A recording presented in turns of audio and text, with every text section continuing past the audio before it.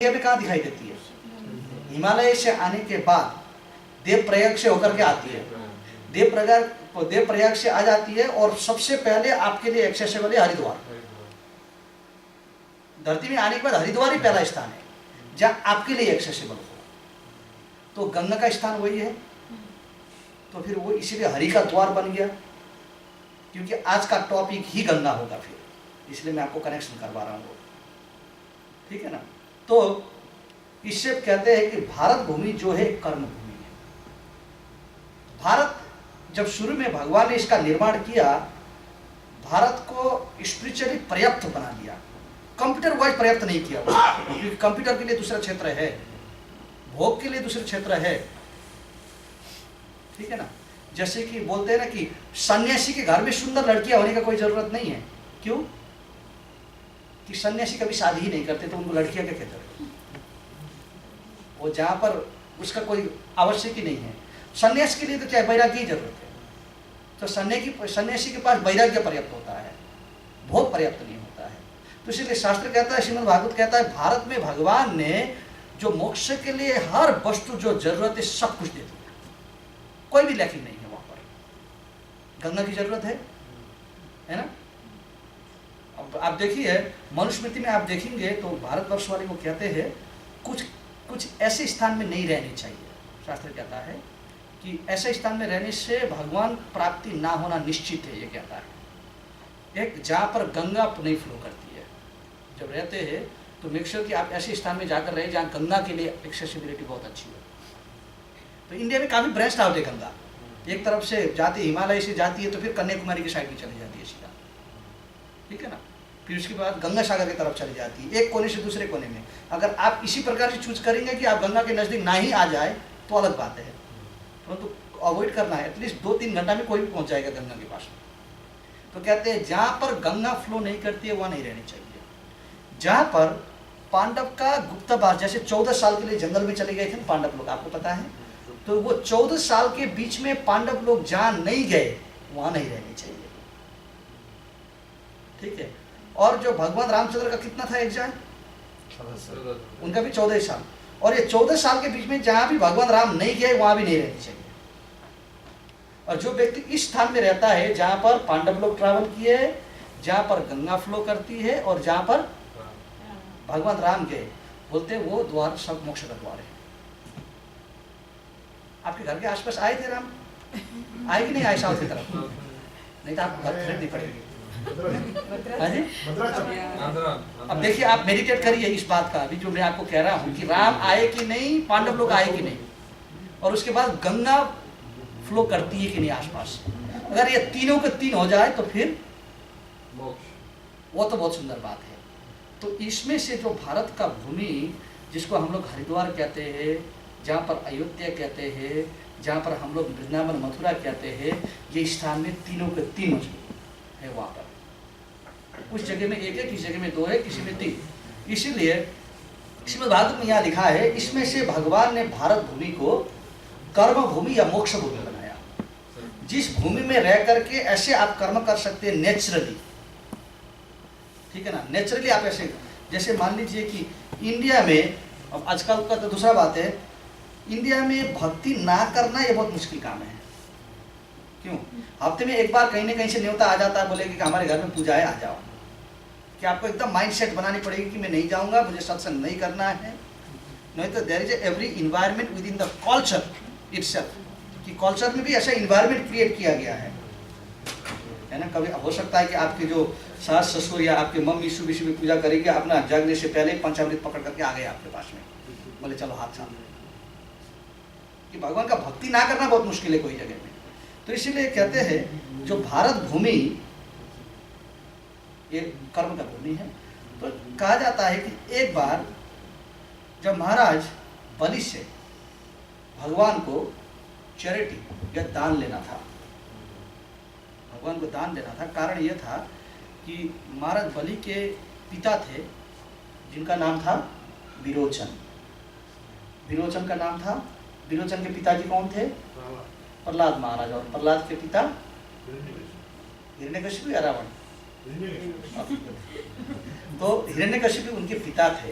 तो एक बार जो प्रहलाद महाराज ने असुर और जो देवता का संबंध बहुत अच्छा बना लिया था कि इन दोनों के बीच में बहुत अच्छा संबंध बना करके नरसिंहदेव का आने के बाद बहुत अच्छा हुआ। फिर बाद में जा करके सूर्यदेव को लगा करके इंद्र ने उनका पिता विरोचन को मार डाला। बोला ऐसे ही भी ये असुर है। कारण क्या था कि प्रहलाद महाराज के बाद प्रहलाद महाराज के राज्य में एक रूल बन गया। एक रूल क्या है कि मेरे राज्य में केवल भगवान विष्णु का पूजन होगी और किसी की पूजा नहीं होगी, क्योंकि वो खुद भगवान के विष्णु के अनन्य भक्त थे। तो उन्होंने रूल बना दिया। तो इंद्र को अच्छा नहीं लगा, बोला हमारा पूजा कोई करता नहीं है आजकल, क्या बात है ये। पूरा रूल बना दिया कि भगवान विष्णु की पूजा होता है। देखिए कभी कभी अगर आप ठीक से भगवान का भक्ति नहीं करेंगे तो इंद्र के तरह हमारा भी दिमाग मत ही मारा जा सकता है। इंद्र तो स्वर्ग के राजा है, देवता है, वो कोई असुर नहीं है। परंतु जो आत्मा प्रतिष्ठा और आत्मा सम्मान ऐसी बात होती है कि आदमी भगवान को चुनौती देकर के भी आगे बढ़ने की कोशिश करेगा, तो बहुत गलत था। तो उसके बाद में विरोचन ने भी इसको, जो उनके प्रहलाद के जो पुत्र थे, उनने भी बोला कि नहीं, केवल भगवान विष्णु का ही होगी इस संसार में, और किसी का नहीं होगा। जब ये हुआ तो इंद्र को अच्छा नहीं लगा। बोला सूर्यदेव को, बोला कि देखो तुम इतना धूप देते हो, सब कुछ देते हो, तुम्हारा भी पूजन नहीं होती और हमारा भी पूजन नहीं होती है। ऐसे करते ये रूल बनाने वाले को मार डालते थे। तो उनने जब विरोचन अपने राज्य से हिमालय जा रहे थे तो बीच में सूर्यदेव आकर के उनको जला दिया। और उसमें से अब प्रहलाद महाराज को तो, ये बलि महाराज को तो गुस्सा होना ही था ना फिर, कि जलाया भी किस नाजायज कारण से, कि उनके घर में भगवान विष्णु की पूजा हो रही थी, इसके कारण से वो भी असुर नहीं इंद्र गुस्से हो गए। तो उसके बाद में उनको अच्छा नहीं लगा। फिर अपने गुरु के कृपा से प्रहलाद बलि महाराज स्वर्ग में चढ़ाई किया और इंद्र को पूरा धन शून्य कर दिया। और भगवान ने इतना शक्ति भी दे दिया उनको कि वो भगवान के भक्त रहे कि इंद्र को पूरी तरफ से राज्य से फेंक दिया। और स्वर्ग में नहीं थे, वो जंगल में भटक रहे थे ऐसे। तो उसके बाद में जंगल में भटके और इंद्र भगवान के पास चले गए। बोले हाय भगवान, हमको तो भगा दे। बोला भागो, फिर तुमको कोई अकल नहीं है क्या? किसी को भी मार डालते हो, किसी को भी कुछ करते हो। अच्छा किया तुमको भगाया, ठीक है, अब भागो फिर। तो भगवान ने भी मतलब नहीं रखा। तो अब ये चले गए, देवता लोग चले गए अपने माता के पास में। उनकी माता कौन थी? अगर आप बता नहीं पाएंगे तो प्रसाद खाने नहीं मिलेगा आपको। अदिति। दीति का दैत्य, अदिति का देवता, इतना जान लीजिए। जब दीति अर्थ से दैत्य, दैत्य की मम्मी दीति और देवताओं की मम्मी अदिति। और पिता एक ही है। कौन है पिता? कश्यप। पिता एक, माता दो है, ठीक है ना। तो जब यह हुआ, वो इंद्र चले गए अदिति के पास। बोले हाय माँ, हाय, देखो हमको क्या कर दिया, कुछ भी नहीं है, खाने का प्रसाद भी नहीं है, हमारे लंच पैक भी खा लिया, सब खा लिया, कुछ नहीं है, आप भागते रहे, बहुत दिन हो गया, बहुत भूख लग रहा है, रहने का भी कहीं नहीं है, रात में सोते हैं तो वहाँ पर आ जाते हैं असुर लोग और मार डाल देते हैं हमको, क्या करेंगे अभी? तो बोले कि देखो तुम इतना बदमाशी करते रहते हो, गलती करने से पहले माता से पूछते नहीं है ना तुम लोग कि हम गलती करने जा रहे हैं, माँ गलती करूँ? नहीं, जब गलती हो गया तो मम्मी पापा आ गए बीच में।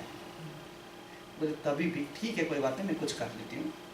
तो एक समय की बात थी कि एक बार स्वर्ग में इंद्र अपनी माता के जन्मदिन मना रहे थे। इंद्र की मम्मी कौन है?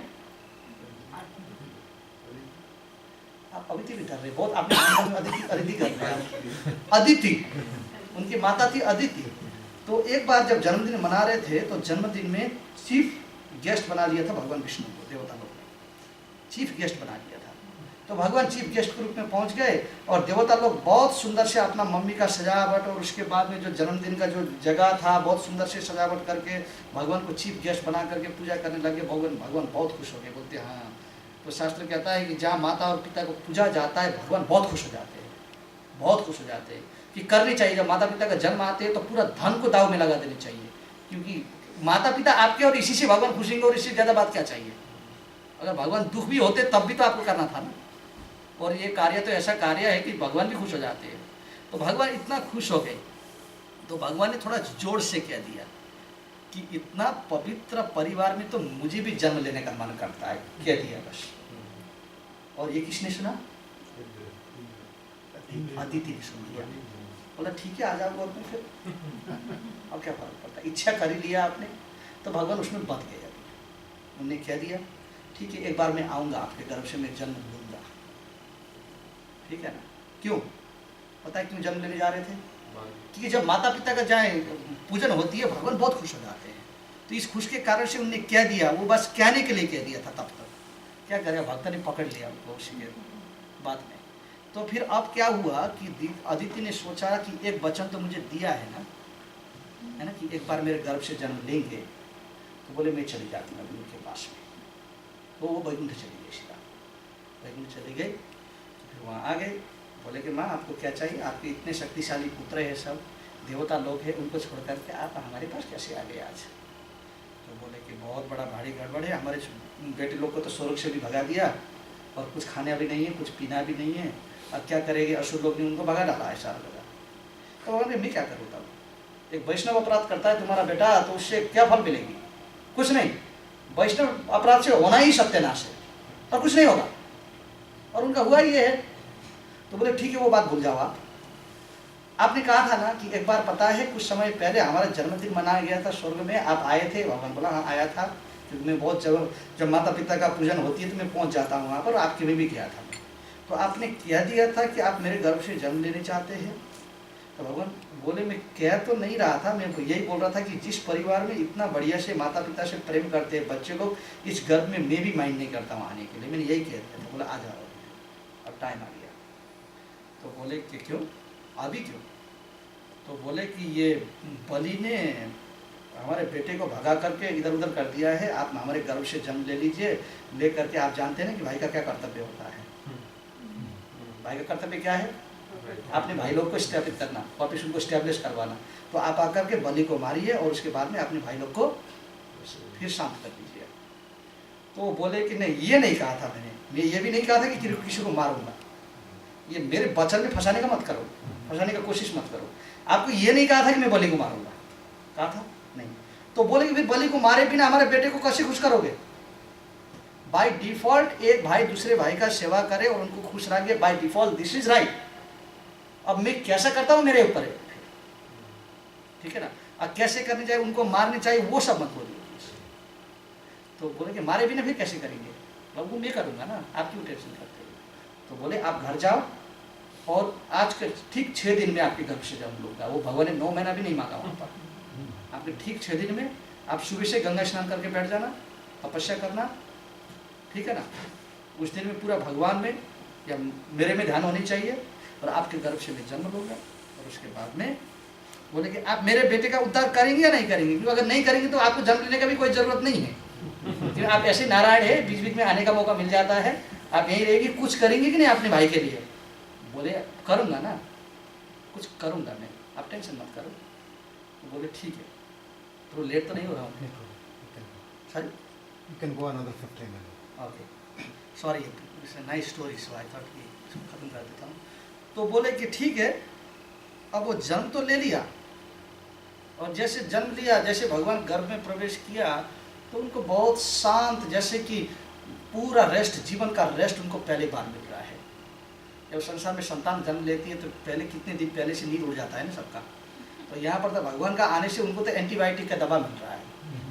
तो कब भगवान गर्भ में आए, कब भगवान गर्भ से बाहर निकले, कुछ पता ही नहीं था। एक साथ में उनने, जब भगवान का जन्म हुआ, भगवान को बाहर खड़े होते हुए दिखाई दिया। तो अदिति बोलती है कि आओ थोड़ा दूध पी के तो चले जा, जन्म ले लिया और भाग गए। क्या दूध की जरूरत है, आप सो जाइए ना, अभी क्या दूध पीना है, मुझे बहुत काम करना है अभी। कि उतना वहाँ तब उस समय में बलि राजा का यज्ञ हो रहा था, ठीक है ना, बलि राजा का यज्ञ हो रहा था। तो उस समय में जाकर के कश्यप जी ने कहा नहीं नहीं नहीं, चाहे मम्मी का दूध पिए ना पिए, तेरा संस्कार तो करने ही पड़ेगी।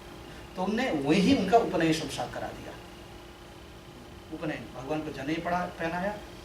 जनेऊ किसने दिया था? भगवान को जनेऊ ब्रह्मा जी ने दिया। सरस्वती माता ने हाथ में दंड पकड़ा दिया, जो सन्यासी का दंड, ब्रह्मचारी दंड होता है ना, आप जानते हैं ना, ब्रह्मचारी लोग दंड पकड़ते हैं।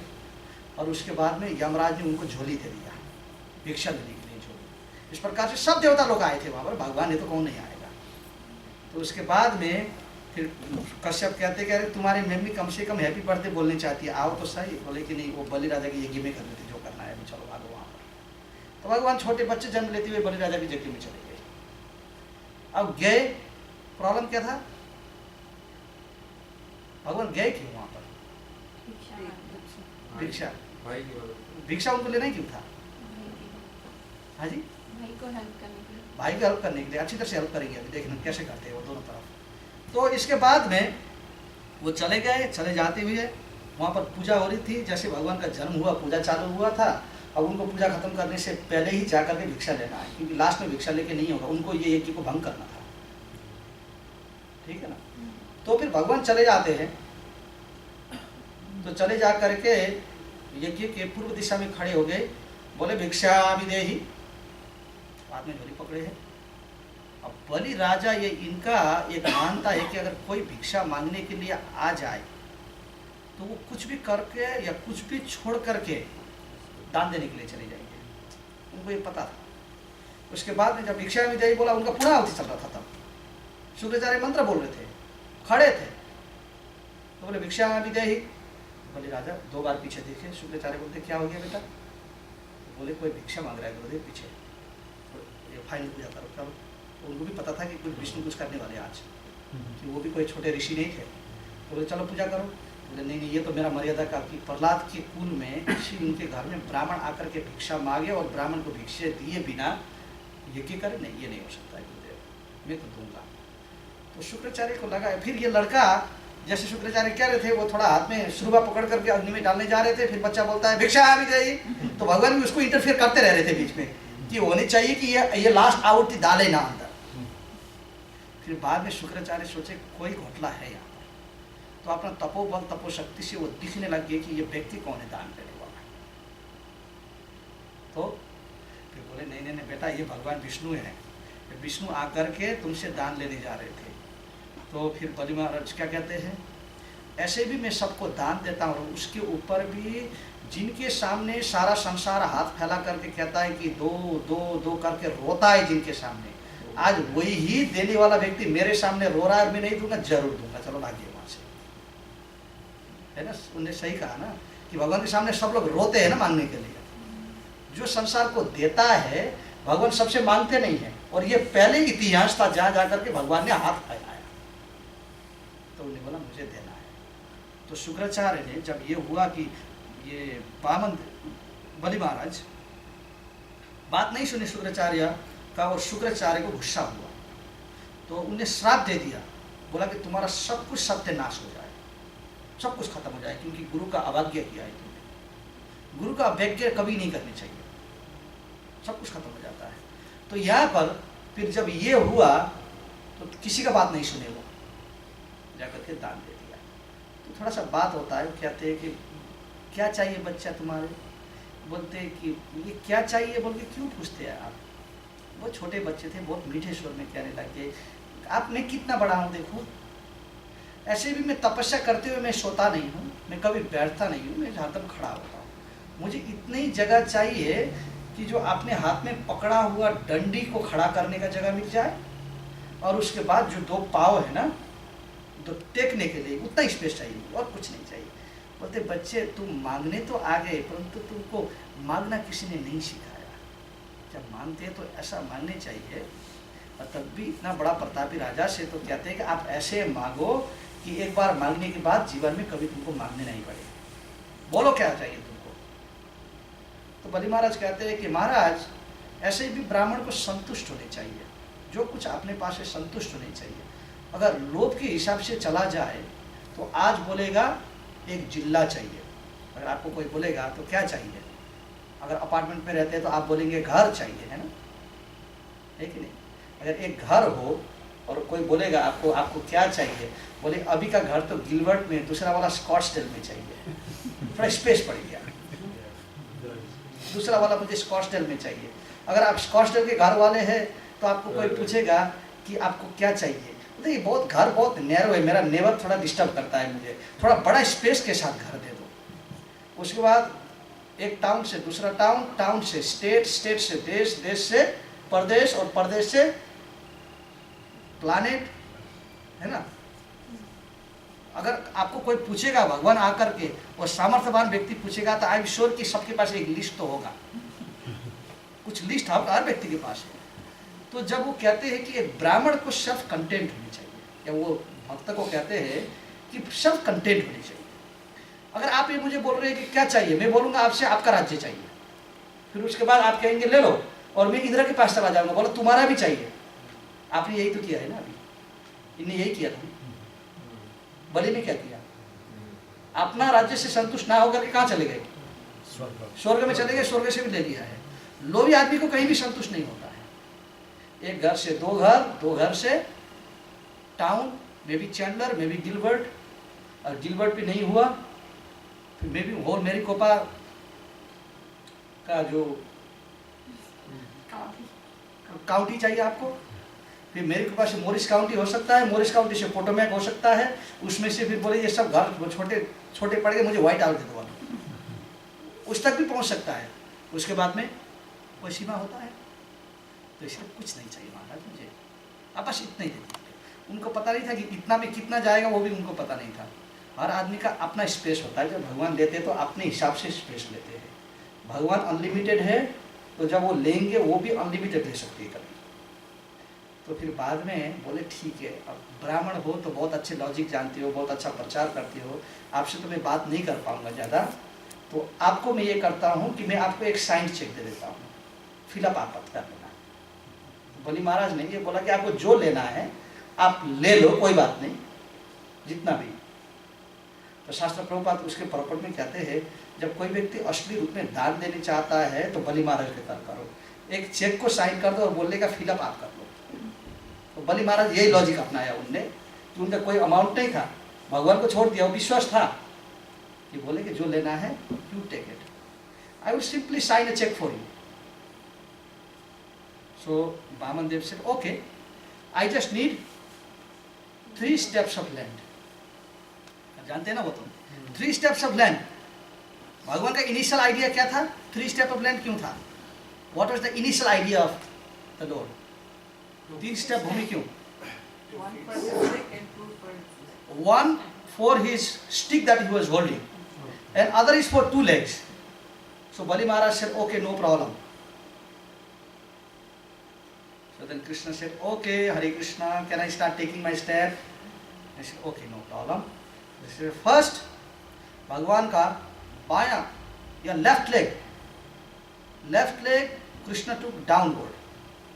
Okay, he took Atal, Vital, Sutal, Talatal, Mahatal, Rasatal and Patal.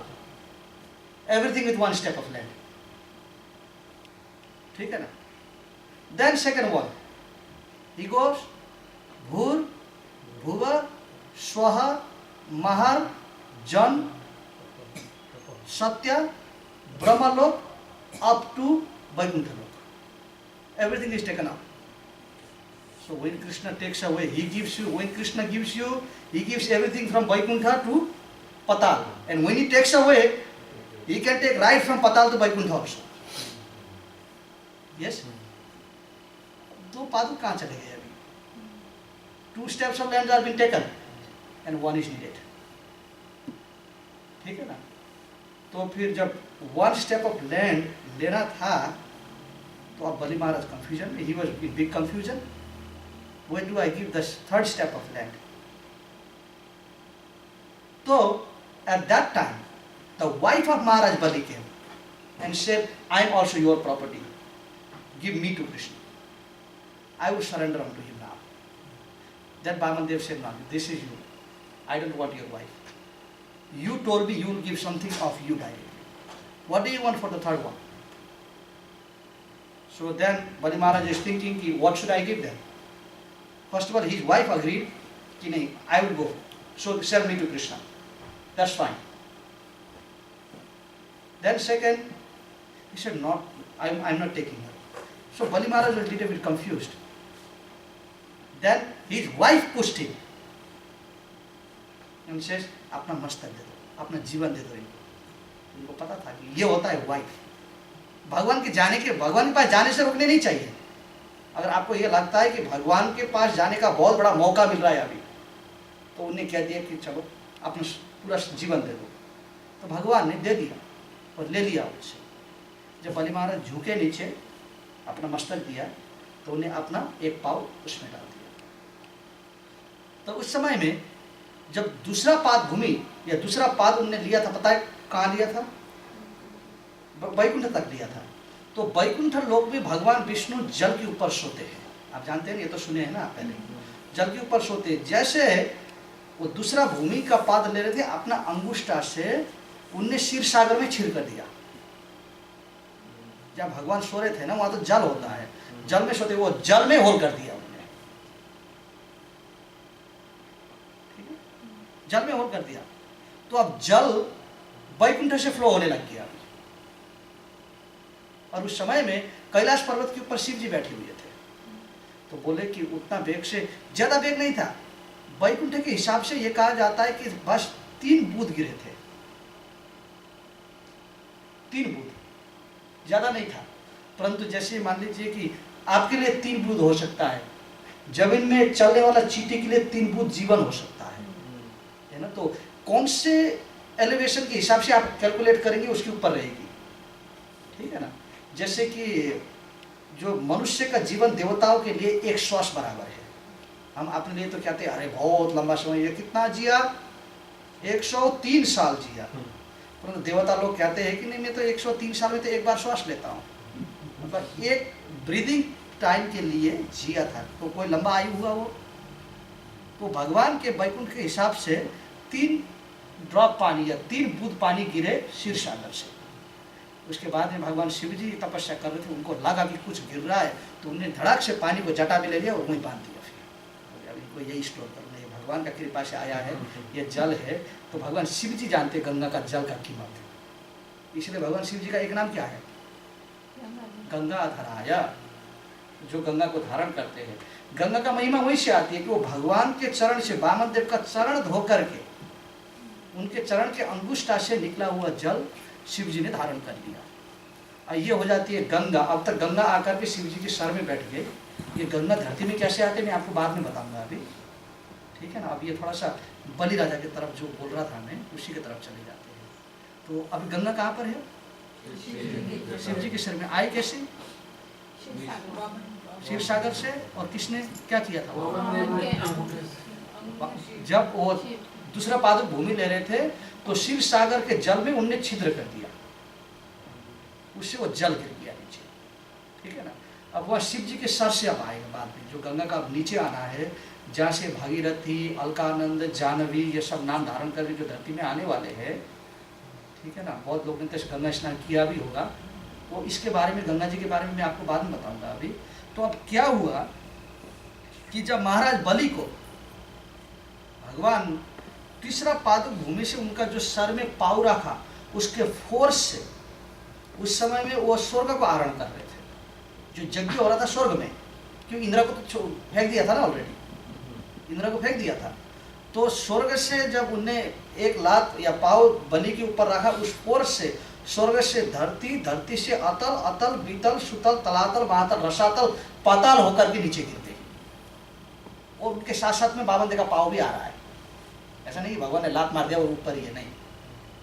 भगवान इतना विशाल स्वरूप है, वो तो आते हुए बामन बन करके आ गए थे। अब ये यज्ञ में वो त्रिविक्रम बन गए हैं कि भगवान का साइज भी इतना ही बड़ा है। तो आए तो इंद्र बहुत खुश हुए, बोला कि खाया ना लात आज इसने। परंतु भगवान का रिएक्शन बलि राजा को लात मारना नहीं था, वो तो भगवान के साथ साथ में नीचे आए हैं। उनका ये था कि वो बलि महाराज से इतना खुश हुए थे, इतना खुश थे कि मान लीजिए कि आपका कोई फेवरेट व्यक्ति हो जिससे आप बहुत प्रेम करते हैं, तो ऐसे व्यक्ति के साथ जो लेन देन का जो काम होता है ना, आप गुप्त रूप से ही करेंगे, सबके सामने नहीं करेंगे। somebody that you love very much, if there is a reciprocation to do with that person, आप कैसे करेंगे? सबके पब्लिक में करेंगे? नहीं, पब्लिक चिढ़ेगा ना, नहीं तो बोले यार यार फलाना को कितना दे दिया, ये गलत बात है। So if you want to have a personal and special dealing with somebody, deal personally. So Bamandev wanted to deal personally with Bali Maharaj.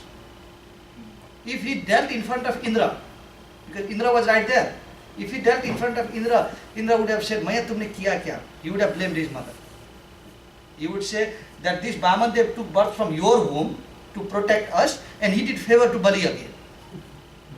Then again Indra would say something to the Lord. So Krishna wanted to deal with Bali Maharaj separately. So he came. He said, I am very happy with you. You know where you are right now, you are being disturbed so much by the devatas. They disturb you all the time. So this time I am going to give you a kingdom that nobody disturbs. Then he said, no, this Indra will get anywhere. Krishna, I don't have any desire